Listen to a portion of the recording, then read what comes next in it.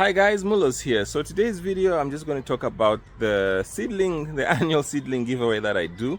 It started the other year, but effectively last year, where we just give away seedlings for free to anybody who wants them. And the type of seedlings we're giving, here you can see these are tamarind or the kawawasha, and then those are baobabs, the mauyus. So the first time I made the offer to give them away for free, it was a bit of an error. I actually meant to sell them for a really small price, but then I said, let me just offer them for free to a few people and see what happens. I expected maybe 1, 2, 3, 4, 5 people to take up the offer, but then it was hundreds of people, dozens and dozens of people who asked for the seedlings. Some were asking for 1, 2, 3, 4, 5. Some even asked for 50. Some even asked for 100 plus. So that was something that I didn't expect, such a huge outpouring of offers to get the free seedlings. And then I found myself a little bit taking up a challenge, because I said, okay, I offer to give these seedlings away for free, and people have asked for these seedlings for free. Let me do it. And it was a very fun journey to actually grow the seedlings, meet the people who are getting, and talk to them. And then the environmentalist in me like really got excited. And then I said, okay, I was with my friend, and then we said, okay dude, let's do this again next year, which is now this year. And then we did it again this year, and this year another friend even joined us, and then we're like, okay dudes, let's do it again next year. So next year we are going ham. The first year we managed to give away 750 plus tamarind. Then the second year, which is this year, we managed to give away 1,350 plus seedlings. That was tamarind and baobabs. Somewhere along the way, we lost a bit of count and all. So that was that. That's that. So let's just look at the plants now. All right. So here, these are the remaining baobabs. So baobabs, I did not even know that they are quite easy to grow. Okay, they're not so easy to grow, but I mean, I found a way of growing them easily and all. And a lot of people were actually interested in the baobabs. So here you can see one baobab that's this one is coming out of the seed. The seed is still there, it's shooting out. These are the smallest ones that have been growing, and these are the ones that these are the biggest ones, the ones that remained after the ones we gave away. So baobabs actually grow quite fast, and you see this there. So the thing with plants, like here's a praying mantis. So that's the thing with life, guys. I mean, plants attract nature. They attract birds, they attract helpful insects, and they look good. So these baobabs, as simple as they are already. Hey Louis, say hi. Okay, that's Louis there. All right, so here you can see that the baobabs attracting some insects that are chewing the leaves and all. I don't know, maybe there could be grasshoppers and so. And here you can see even these ones are being chewed and all. I mean, there. That's probably why the praying mantis has come in to attack the insects that are eating this. So it's the cycle of life, or is it the circle of life, the cycle of life. When you have nature, it attracts nature. So I'm not really complaining, as long as the insects don't kill my baobabs. Like this one here, I think the leaves have been chewed up. Let's try to see. This one, the leaves have been chewed up. And then the other thing with baobabs, they don't want too much water. So here you can see this baobab has got, this one has got 2 stalks and all. No way. All right. So that's the baobabs. There are a couple of dozen here. Then here on the tamarind, there are about 700 to 800. These are the ones that remained from this year's seedling giveaway, and they're quite a lot. So tamarind is a really drought resistant, super plant.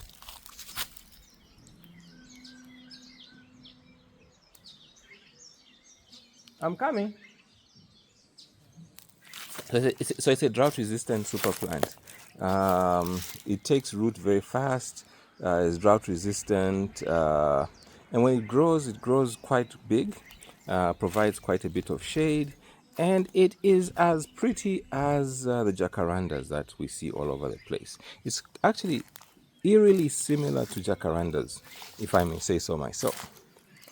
So here we go. These are about 700 to 800 tamarind. So I do have quite a good number to give away next year, 2024, while I'm waiting for this year's batch. Okay, so now coming to this year's batch, because I always start the batches around October, November of the preceding year for giving away in the following year. But this year, guys, I will not lie, it's been a little bit rough. Business did not go as good as the past 2 years. I've made a few fumbles in business here and there, so it's been a little bit crazy. So there'll be some slight delay next year. We might not do it in January. Maybe we'll do the giveaways in February or March when it's raining. Yeah.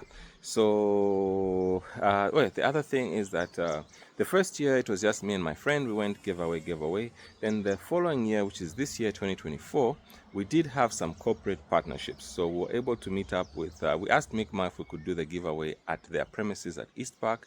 And they said yes. And we had a blast there. Okay. So we're going to go and ask Micma again next year if we can go and give away at their East Park and maybe one or two of their other outlets across the country, maybe two in Lusaka and a few others across the country, just to give away the tamarind, which can grow just about anywhere in Zambia, basically any type of soil. It's a superfood, drought resistant, super plant. The baobabs, they need well-drained soil. They can't exactly grow on waterlogged soils and stuff like that, things like clay soil and anywhere where there's too much water. Otherwise, they get root rot and then they'll die. Yeah, so the tamarind, we're going to try to give away more in various locations, as well as planting. Our plan is to plant 1,000 baobabs across Zambia, 100 in each province. Tamarind, we also plan to plant a couple of thousand across Zambia.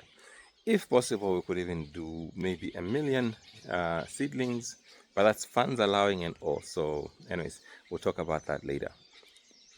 Yeah, so anyway, so we Micma came on board this year. They graciously allowed us to use their premises, where we were able to give away quite a number of seedlings. And while we were there, the immediate past president of the Lusaka Golf Club was there, and while he was getting some seedlings, we asked, can we give away some at the Lusaka Golf Club? And the man said, sure, no problem. He even asked for our numbers and all, and then some part of my head, I was like, okay, this is probably one of those where you exchange phone numbers and then, nothing happens. Then the man told us, like, okay, this was a Saturday. He said, let's exchange phone numbers and send us a sample or a flyer by Tuesday, Wednesday, so that we start sending these out to our members, and then you come through on Saturday to do your giveaway. And I was like absolutely stunned by the speed at which the man operated. We just met on a Saturday today. He was already giving us a very, very realistic timeline of 1 week. We had exactly 1 week to get ourselves organized and go to the Lusaka Golf Club. So we did do the flyers, sent them to him. He approved it, and then it was given to his members, and there was a huge outpouring of support. A lot of people started asking, said some people are asking if you can keep this number aside for them because they might not make it and stuff like that. We went to the Lusaka Golf Club, and it was a blast. I even ended up I'm learning golf now because anyway, it's a long story. Yeah, so while we were there, we even thought about it and said, okay, let's also try to do something similar in Ndola. That's another town in the Copperbelt province, and that's how we ended up. And that's how we ended up now making plans to go to the Urban Hotel in Ndola, which is in the Ndola Golf Club area. So plans were made, and then we ended up going to Ndola at the Urban Hotel in Ndola, where we did another successful giveaway. So that was this year. So last year it was just one location 2 times, and then this year it was 3 locations thrice. And we had greater numbers and all. So the plan for next year is to give away a larger number of tamarind, a larger number of baobabs. Baobabs we only gave away this year. So it's going to be a larger number of baobabs, a larger number of tamarinds, as well as us trying to plant more. So basically this year there were 3 corporate partners that we managed to get on board, and their support really helped. There was the Mikma, the Lusaka Golf Club, and Urban Hotel in Ndola. Then for next year, another company, it's a group of companies, Fract, Polytra, Spot On. So they've come on board and they said, okay, we would like to support you and we can help you ferry or carry your seedlings to the central province of Zambia and the Copper Belt and even Lusaka. So we're going to do 3 provinces this year with the help of Fract, Polytra, and Spot On. So that's something we'll look forward to next year. So at least logistics will be had, guys. Okay, that's something. So now let's go have a look at my batch of baobab seedlings, my batch of baobab seeds that I'm trying to germinate into seedling stage. Okay, so forgive the clutter, the mess, and Louis here. So these are some of my remaining baobabs. There are a few I'm going to crack open for the seeds. These are the mahuluhulu, the monkey orange, which I had gotten earlier. I think, yeah, they need to be done up.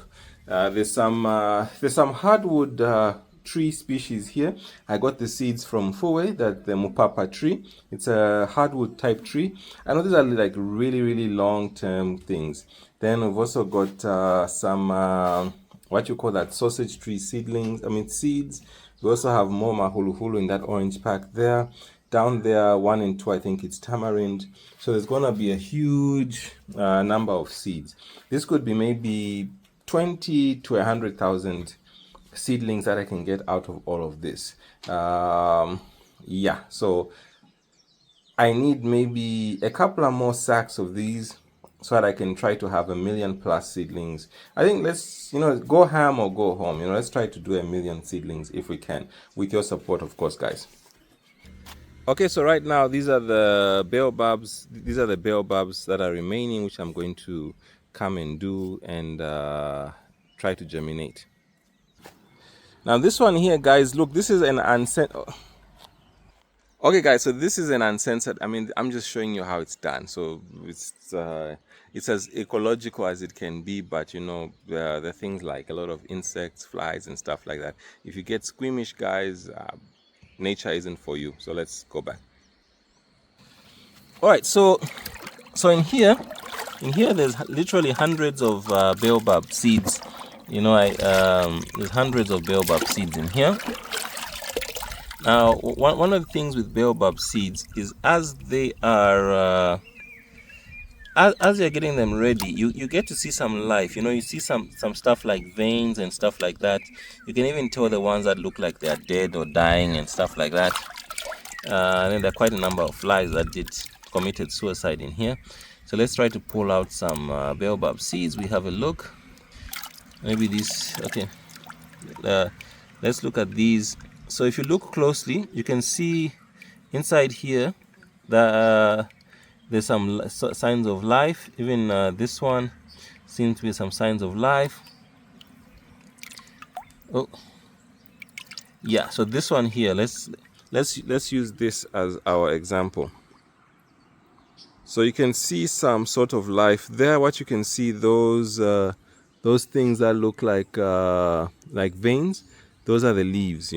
So they do actually, it's a fly. They do have some life. So I'm transferring these baobabs from there into here so that I can clean them up, remove the flies that died in there, and then I'm going to put them in this. I bought this from what you call that?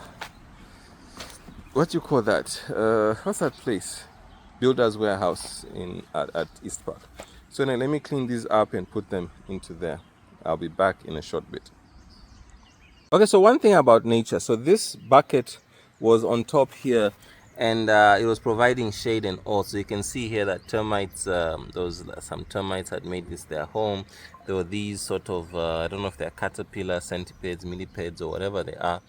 And you see that there's quite a bit of life right under this bucket. So that's the beauty of nature. Okay, guys, so these are my baobab seeds that were in there. So now we're gonna go and add some more baobab seeds. So they're coming from here. So they're coming from this batch. As I said, if you look at some of these, you can actually see life. Once you get used to it, like this one here, you can see the life in it, you know. They sort of come alive. They'll be better off once they're fully cleaned up and the baobab pulp is removed from these. You'll be able to see. So these could be maybe a few hundred to a few thousand seedlings, potential seedlings. And the plan, of course, like I said, is to plant 1,000 across Zambia. That's 100 in each province. So that's a target I'm trying to reach. Then I'm going to add these on to there. So adding these, it's quite a simple process. I've got my hammer here. You know, it's just, you know, basically I'm just cracking these open. You know, that's all I'm gonna do. I'm gonna crack these open. Yeah. Okay, gonna crack them open. So there are different varieties of baobab. Some of them probably have gone a little bit bad. Some of them are still good. Anyway, so I'm gonna crack all these open and put them in there. Okay, so I've put in some more baobab. There's the original batch at the bottom, and then on top here there's some fresh baobab. So I'm just gonna put some water in here, just so that I can be able to get these off the hard shells. And then, you know, a question does come to mind is that, are baobabs the coconut of the rest of the places that don't have access to the sea? Because I mean, I know coconut shells and all have a lot of use, but what about baobab shells? These are quite hard shells. They should, and then, you know, they've got a lot of fibrous thingies inside. So I'm just wondering, like, can they be like some multi-function use for the hard shell? You know, like making bio charcoal. I mean, some sort of sustainable charcoal or something. I mean, it's just a thought. I don't know. I'll try to look into it later on. Yeah. So these are the baobabs. I'm just going to leave these soaking in here so that the fruits and the pulp can be separated from the shells, so that I just remain with the seeds. At the end of the day, what I really want is to have, like, look at these seeds. I just want to have the seeds looking clean like this. So this one here, if you really look at it, you can see the life inside. Those are the leaves pulsating inside. There's a lot of life in that. Even this small one here, you can see some life and all. So that's my plan for the baobabs. All right, so now, okay, I think this is part one. Part two is going to be the tamarind. I need to go somewhere, do some errands for home, so I won't exactly manage to show you the other plants. That'll be done next. Okay, it'll be done later, because next week I need to have all these things start to germinate this week. So I'm going to now do the tamarind. Okay, this is part one, so there'll be part two coming up just now. Okay, so this is my baobab. Basically, all of it is in here. You're going to have this type of seeds that look like they've got life. I mean, after a while, I'm able to tell which ones have got life and which ones don't. This one here has got no life. I can flick it. This one I can flick. This one is full of life. If you see those veins, that's a very healthy leaf inside. So it's just over time you get to tell which is which. So this type I can flick. So the thing is that, in theory, dead seeds are going to float on top, live seeds are going to sink. But in reality, live seeds are also going to float on top, like this one. Yeah, so that's my baobab. Those are my baobabs, which I'm going to work on. Now we're coming to my tamarind. So this tamarind, they've been in there for a while. As you can see, these are so I need to soak them so that I can separate the seeds from the pulp. which is a process I'm going to do. So I'm going to use my old tried and tested bucket here, and this could be a few thousand seedlings I'll get out of these. So let me get started and I'll be back.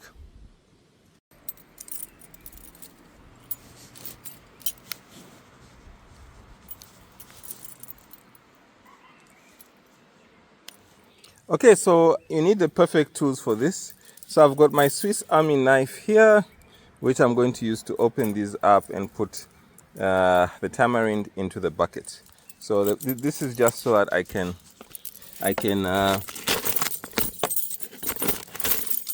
right, so I'm going to cut this open.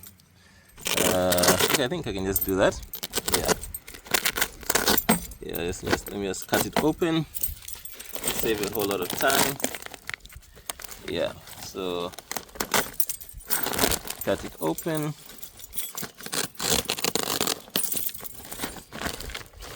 Yeah, as you can see, this has dried up quite a bit.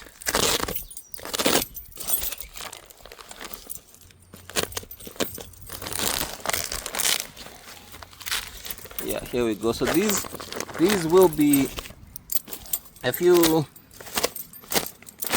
thousand seedlings. So I think I'm at worst we're going to try to give away a few thousand more seedlings than we did last year or this year. Then at best we are going to also be planting seedlings and try to get started. At least we'll be planting seedlings, monitoring their growth across the country, seeing which type of fruit trees and species do better than others. We'll try a number of things. I mean, while I still have the energy and all. Then let me also open up the other one. The other one, I think I've had these for a while. So you see here that there are a number of insects that were eating out the tamarind and all.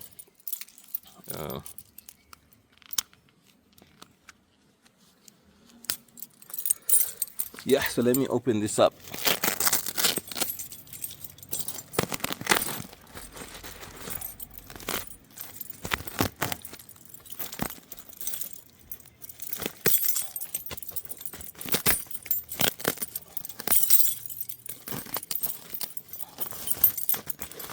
Yeah, there we go. Opening this up. Okay, there we go. This has been opened up, and then opening up on the side here. Yeah, some of these.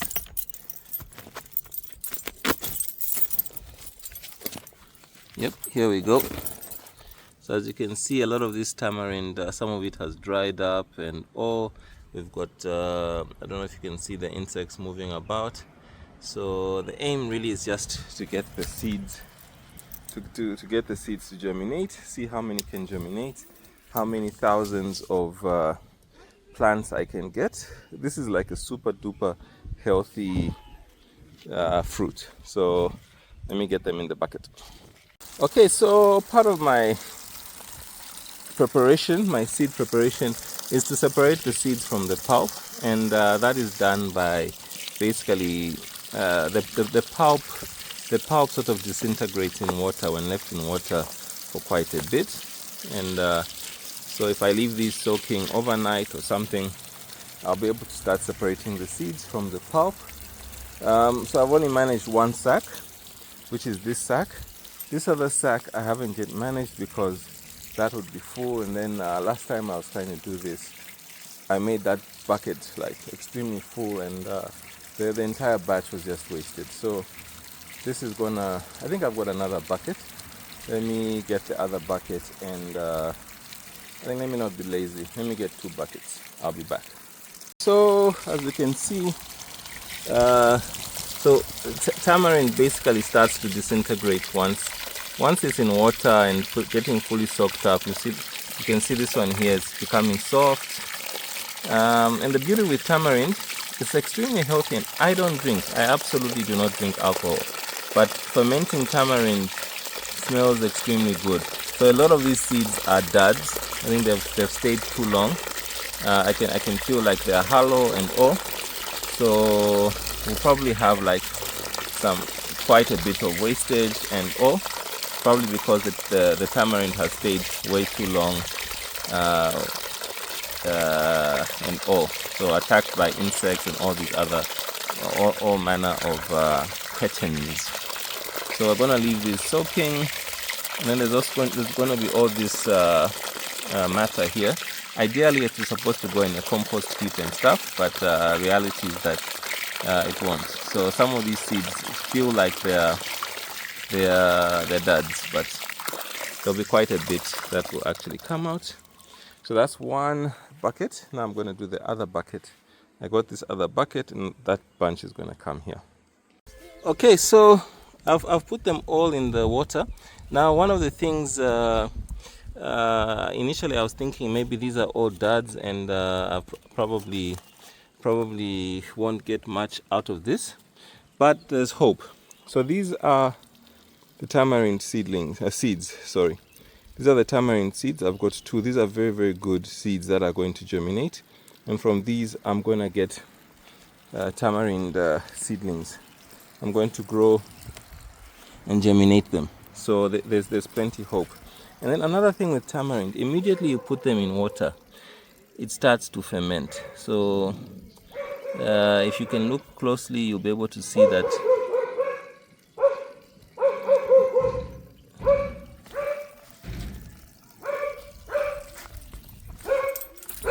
Louis, stop.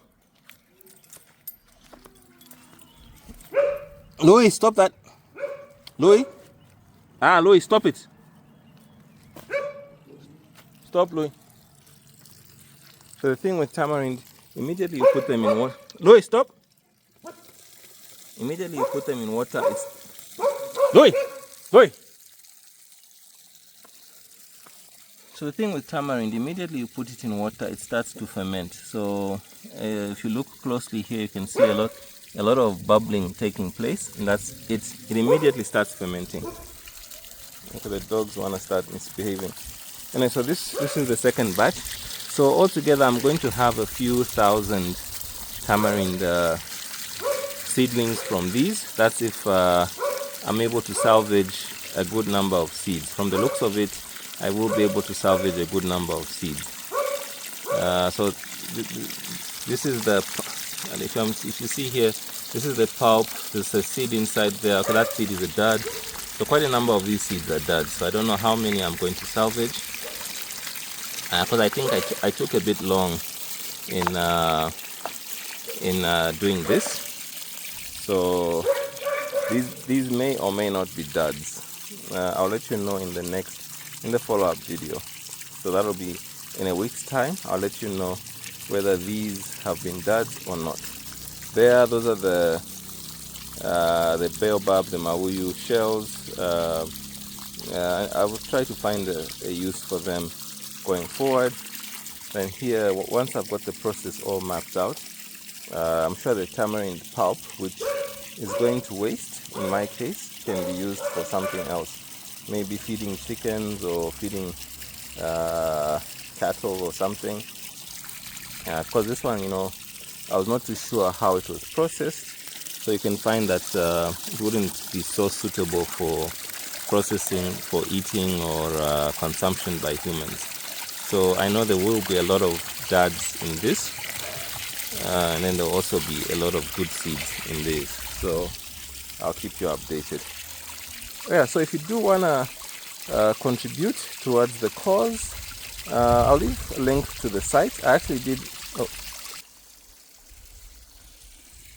Well, so all in all, from this hobby and once yearly activity that I was doing, ended up registering a non-profit. It's a private company limited by guarantee, and right now we are in the process of applying for public benefit organization PBO status, so that at least it works as a more or less an NGO of sorts, so that we can be doing the works. And anyone donating or contributing to it can get some tax benefits donating to a registered non-profit. So we'll probably be looking for a lot of help next year, in terms of volunteers to help doing the seed distribution, farmers who need the seedlings to be able to plant. We'll give them away for free. Just tell us where you are. We'll make a plan to get them to you, or you meet us where we'll be doing our seedling distributions. Then also we're looking for partners, whether financial or any other type of support. In case you do want to do financial support, I'll leave a link to the donation page. You can donate direct to the organization via its bank accounts. I'll leave that in the description. Then there's also cryptocurrency, in case I'm heavily into crypto. In case you want to chip in via crypto, I'll leave all the wallet addresses in the description. And then with crypto, it's in the blockchain, so you'll be able to see how much has been contributed to those wallets that are linked to the organization. They'll be specifically just for this. So any monies or crypto going into those wallets will be strictly for the tree planting exercise. Then a lot of people do use PayPal. Now, Zambia, you can't exactly have a PayPal account. You can't do a charitable PayPal account because you can't receive funds in PayPal. So I do have a personal PayPal account. I'll leave the contacts in the donation page and all. So if you want to chip in and keep this drive going, helping us. So we're looking for donations for one very specific thing: to raise money to plant 1 million trees. There are organizations, banks, 2 banks actually, trying to do a 1 million tree planting exercise. The simple thing is to try to partner with them. But then if you partner with them, you will end up planting either 1 million or 2 million trees. But if they are planting 1 million each, that's 2 million trees. And if we are planting 1 million trees, that's 3 million trees that will be planted. So I think it's good to partner with people and organizations, but it's also good to have separate tree planting exercises, so that at least the more trees being planted, the better. Anyways, I'll keep you updated. I'll try to do weekly updates so that at least you're able to see what exactly is, how many trees are being done, and all that stuff. Then let's get back to the tamarind. I'm seeing that it's bubbling. Yeah, so this is one thing about tamarind. Immediately it goes into water, it starts fermenting. It just kicks in immediately. So that's something that is quite impressive. And then the smell of fermented tamarind is really, really good. So one of the things I will try to do is value addition to tamarind. Where you can make sauces, you can make spices, you can make food additives, you can make liquor as well. So we'll try to have some tamarind liquor. There's a friend of mine who does craft beer and stuff, so we're going to try to do some tamarind liquor very, very shortly. So the thing is that if people can grow tamarind and we're able to harvest enough in the future, it can be an income generation for low-income families and low-income individuals. Yeah, so I don't know if I can zoom in on the bubbling. Let me try to zoom in on the bubbling. You see what I'm talking about? There are the insects. You can see some of the insects that were in this. I've lost them. I could see them just a minute ago. Oh, there they are. So you can see some of the insects, and then you can see some of the bubbling. So this process, I'm going to sift through everything, remove the chaff and the waste, and just remain with the seeds. That needs to be done like tomorrow or the day after. Now let's see where these things are going to be grown. So here, this is my improvised greenhouse, or my improvised seedling area. So I used shade net to do up the area. Then here, of course, we had some silly dogs that ripped up some of my shade net. So this is where these are some of the seedling trays that were used last year. You can see there are quite a number. I'm going to get a few more seedling trays. I need to get more growing medium. So there needs to be more growing medium. This one cannot be used again because there could be some rot and stuff, and it can affect the roots and all. So these seedling trays need to be cleaned. All the growing medium thrown away, the seedling trays cleaned and disinfected, more seedling trays done, gotten. And then this whole area here, the one which is under the shade net, this is where the This is where everything is going to be put, and we'll have all the seedlings being germinated and managed here. So there will be quite a bit of MacGyver done so that there's a maximum utilization of space and all. Depending on the number of seedlings and all, the space may be grown, expanded, so that our target of okay, the actual target is 1,000,000 seedlings, guys. If I do have the means, I'll go for 1,000,000 seedlings plus, so that they can be planted. If the means won't be there, I'll do what I always do, which is grow a few thousand seedlings and give them away. So either way, things will happen. So I'll keep you updated next week, and you shall see. Yeah, so next week you shall see any progress that has been done, and how many. I'll keep you updated what the progress is. Oh, and one last thing, let's go see the other seeds that I need to do this week. Okay, so I know it's a mess here because these things had been here for a long time. So I think I was keeping some pumpkin seeds. So it looks like some rats had really gone nuclear on the pumpkin seeds and finished them off. So here I've got some mixed. So there in this sack I've got some mixed seeds from Fue. There's Mopapa, it's a hardwood tree. There's sausage fruit seeds. There's some more tamarind and a whole host of other fruit seeds seeds in here. Then even here, this is also from Fue. Then here I've got some monkey orange. There are hulu-hulus in here and there. I'm going to try to salvage those seeds and grow them.